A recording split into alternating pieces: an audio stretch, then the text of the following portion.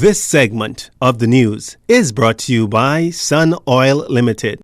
Welcome back. Social Services has mobilized a team. Officials down at the Blue Hill Road office were yesterday busy packing non-perishable food items, blankets, etc.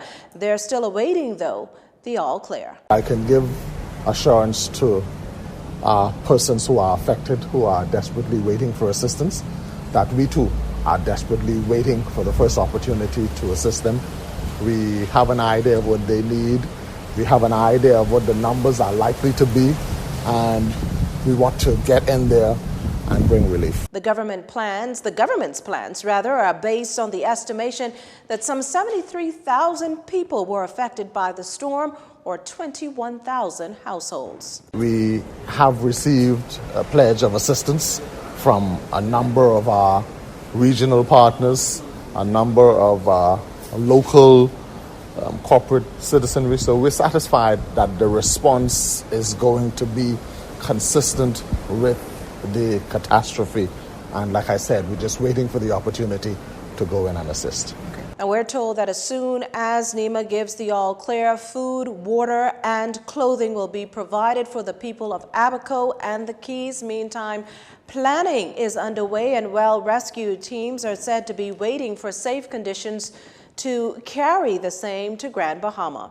The opposition making it known that it stands ready to assist in whichever way possible. We go now to our Lissy Bastian, who tells us that what inroads the Progressive Liberal Party has made in this regard thus far.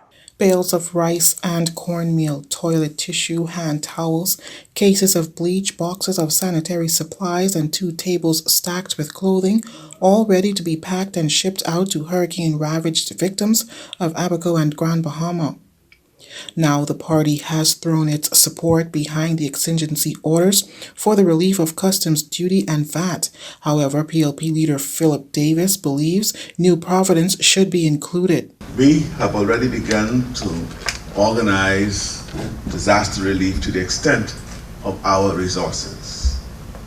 I've asked the Honorable Glenys Hannah Martin and Senator Dr. Michael Dowell to co-chair our Disaster Relief Committee. Those who wish to volunteer can do so by contacting PLP headquarters. We have already established a collection depot here at the Linden Filling Center.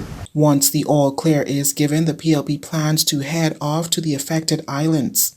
We believe that those orders should extend to New Providence in specially specified areas like Pinewood Gardens, South Beach, Engliston in the Grove area, where flooding was extensive and damage to homes and furnishings is evident. In addition to tax relief by the government, we appeal to all those in the commercial sector to consider a minimum of 60 days debt relief following the passage of the storm. This, in our view, should include temporary relief from mortgage payments, rents, electricity, and telephone. Further, given the mass dislocation of our brothers and sisters in Abaco and Grand Bahama, the PLP suggests that the government consider incentivizing the use of rooms in private homes that are available in Abaco, Grand Bahama, and New Providence. Let's continue to pray for Grand Bahama, who is still in the path of this deadly and dangerous hurricane. We urge Bahamians to be cautious during the restoration process, as many of the accidents and injuries occur in the aftermath of the hurricane. Mr. Davis says they've received what he called expressions of support from Barbados, Jamaica, the Turks and Caicos Islands, Bermuda, Grenada, Guyana, and Antigua. I expect that at first light on Wednesday, 4th of September, and conditions permitting, the Deputy Leader and I will set out with teams from the party to visit the affected areas. I'm asking all PLP branches to solicit a special collection this month for hurricane relief. For JCN News, I'm Lissy Bastian. All hands on deck, a local church reaching deep to assist its brothers and sisters impacted by the storm with the help of hundreds.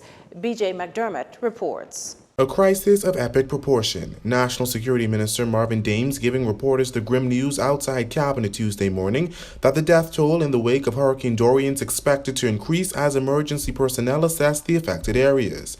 And that number, he said, will include children. I caution Bahamians everywhere that, the chances that we find more persons are dead, those chances are real. And that is a great concern for you. It's certainly a concern for us. This was a crisis of epic proportion. And for us to sit, we want to be responsible, we want to be caring, we want to, as we report these things, we're taking into account this is the sensitivity around all of this. And this is what is most disheartening. I know everyone is probing and trying to get as much information as they can, but we have to take into consideration to those families who are still in harm's way and who may have relatives who may have suffered as a result of this. But after having said that, I mean, the reality of it all is that unfortunately, we will see more deaths. Once the Prime Minister has flown over the Abacos, he's expected to report to the nation on the degree of devastation and flooding. Reporting for JCN News, I'm Berthany McDermott. Meantime, the Prime Minister says he's spoken to his colleague Dominica Prime Minister Roosevelt Skerritt, who has offered both advice and assistance, having experienced a similar tragedy just 2 years ago. I've also spoken to the chairman of CARICOM and the Secretary General.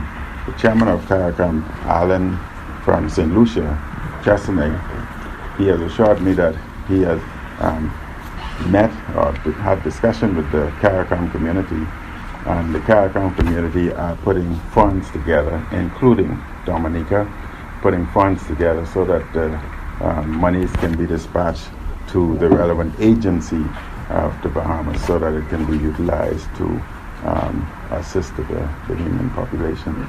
All final stories are up next. This segment of the news has been brought to you by Sun Oil Limited.